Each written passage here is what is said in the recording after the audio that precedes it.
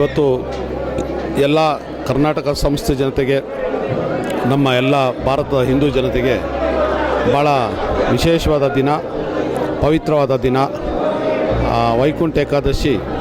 ಇವತ್ತು ನೀವು ಯಾವುದೇ ವಿಷ್ಣು ದೇವಾಲಯಕ್ಕೆ ಹೋಗಿ ಉಪವಾಸ ಇದ್ದು ಶ್ರದ್ಧಾಭಕ್ತಿಯಿಂದ ಏನೇ ಬೇಡ್ಕೊಂಡ್ರೂ ಕೂಡ ನೆರವೇರ್ತದೆ. ಮತ್ತು ಈ ವೈಕುಂಠ ಏಕಾದಶಿ ಸಹ ನೀವು ಸ್ವರ್ಗ ಭಾಗದಲ್ಲಿ ಹೋದರೆ ಸ್ವರ್ಗಕ್ಕೆ ಹೋಗ್ತೀರ ಅನ್ನೋ ಪ್ರಾಪ್ತಿ ಆಗ್ತದೆ ಅನ್ನೋದು ಪ್ರತೀತಿ ಇದೆ. ಮತ್ತು ನಮ್ಮ ದೇವಸ್ಥಾನದಲ್ಲಿ ಪ್ರತಿ ವರ್ಷದಂತೆ ಈ ವರ್ಷವೂ ಕೂಡ ಭಾಳ ಅದ್ಧೂರಿಯಾಗಿ ನಾವು ವೈಕುಂಠ ಏಕಾದಶಿನ ಆಚರಿಸ್ತೀವಿ. ಎಲ್ಲ ಬೆಂಗಳೂರಲ್ಲಿ ಈಗ ಪ್ರೆಸ್ನವ್ರೆಲ್ಲ ಬಂದಿರೋ ಅವ್ರ ಮಾಹಿತಿ ಪ್ರಕಾರ ಎಲ್ಲದಕ್ಕಿಂತ ಹೆಚ್ಚಿನ ಜನತೆ ಕ್ರೌಡ್ ಇರೋದು ಜನಸಂದಣಿ ನಮ್ಮ ದೇವಸ್ಥಾನದಲ್ಲಿ ಅಂತ.